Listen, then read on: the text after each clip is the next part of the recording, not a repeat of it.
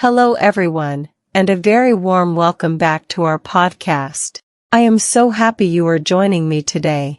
We often talk about big dreams, travel, or success, but today, I want to focus on something much closer to our hearts, the daily activities in our family. You might think, oh, daily life is just a routine, it's a bit boring. But if we look closely, these small, repetitive moments are actually the foundation of our happiness. They are like the bricks of a house. They build strong relationships and create memories that last forever. Today, let's walk through a typical day together, from the moment the sun rises until the stars come out at night. The story of a family day usually begins with the sound of an alarm clock in the early morning.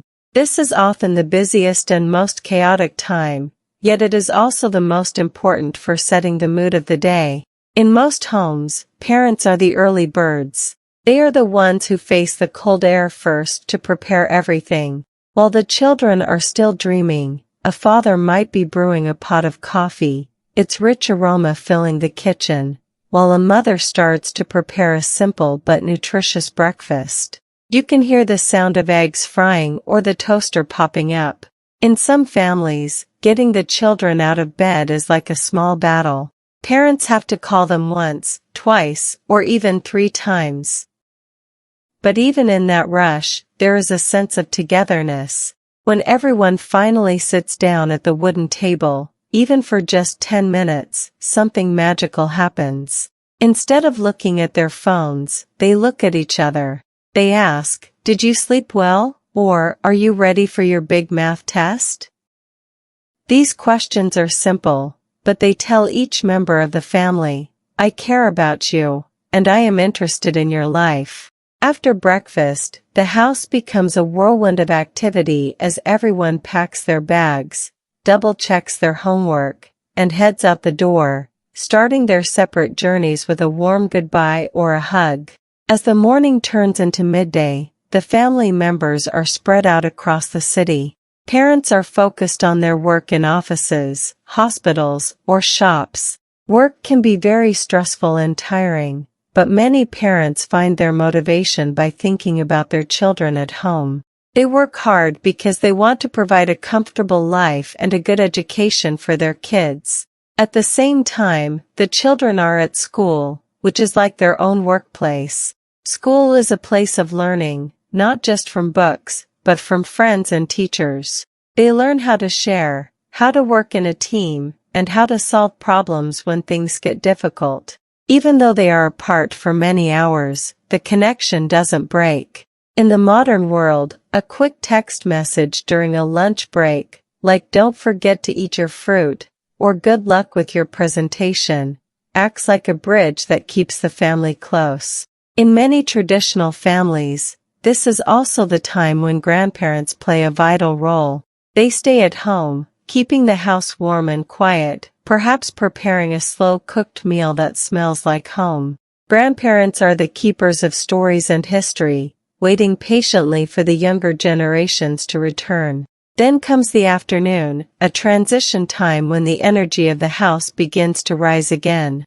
The children are usually the first to return. Coming home after a long day at school is a special feeling.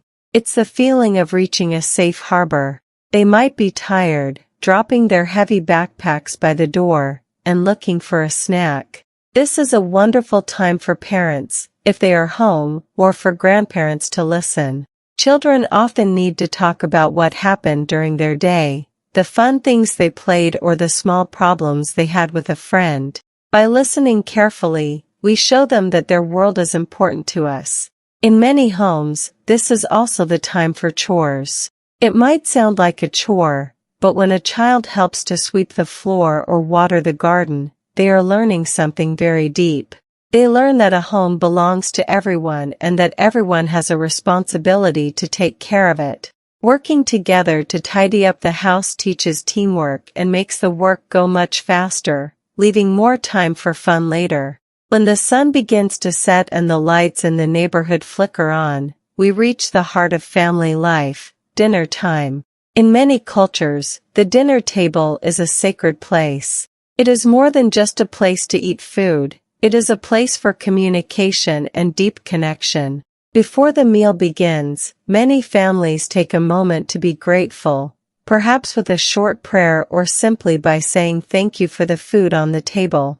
This teaches children to appreciate what they have. During dinner, the television should be off and phones should be put away. This is the time to share. Parents might talk about a challenge at work, and children might share a funny story from the playground. There is laughter, there is advice, and sometimes there are serious discussions about the future. Research has shown that children who regularly have dinner with their families are often more confident, have better language skills, and feel much happier. A simple meal of rice, soup, or pasta becomes a feast when it is seasoned with love and good conversation. As the night deepens, the rhythm of the house slows down. The time after dinner is for relaxing and recharging our batteries. Some families might gather on the sofa to watch a favorite movie or a news program, which often leads to more talking and sharing of opinions. Other families might prefer a more active way to connect, like playing a board game or a deck of cards. These games bring out a friendly competition and a lot of smiles. For families with younger children, the bedtime story is a beautiful tradition. When a parent reads a book to a child, it's not just about the story, it's about the sound of a loved one's voice and the feeling of safety and warmth. It builds the child's imagination and creates a very strong emotional bond. Even for teenagers, who might spend more time in their rooms studying, knowing that their parents are just in the next room, ready to help with a difficult homework problem, provides a sense of security that is hard to describe. Then we have the weekends, which are like a breath of fresh air. Without the pressure of school or work schedules, families can create even more special memories. Weekends are for doing things together that we don't have time for during the week. It could be a trip to the local park to kick a ball around, a visit to the supermarket to buy ingredients for a special Sunday lunch, or a short trip to the countryside to see the flowers and breathe the fresh air. One of the best weekend activities is cooking together.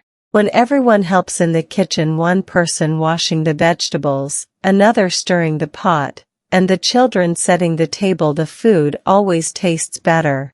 These activities might seem very normal, but they build the traditions that children will remember when they grow up and have families of their own. Of course, we must be honest, family life is not always perfect or peaceful. There are days when everyone is tired, stressed, or grumpy. Brothers and sisters might argue over a toy, and parents might lose their patience after a long day. This is a normal part of being human. However, the beauty of a strong family is not that they never fight, but that they know how to make up. Through daily communication, we learn how to say "I'm sorry" and "I forgive you." We learn to listen without interrupting and to express our feelings honestly but kindly. When we solve problems together, our bond becomes even stronger than before. In conclusion, the importance of these daily activities cannot be overstated. They give us three main things: love, stability, and life skills. Love is not just a big word. It is 1,000 small actions added together. Stability comes from knowing that no matter what happens in the outside world, the routine of home stays the same. And life skills like responsibility, kindness, and patience are caught more than they are taught.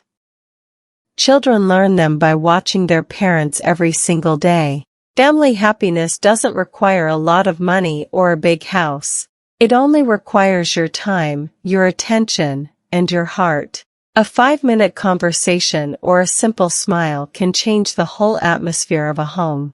As we end our episode today, I want to leave you with a small challenge. Tonight, when you are with your family, try to be truly present. Put your phone in another room.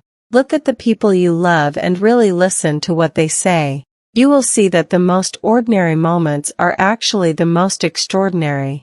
Thank you so much for listening. I hope this talk helps you appreciate your own family even more. Have a wonderful and warm evening with your loved ones. See you in the next episode. Goodbye for now.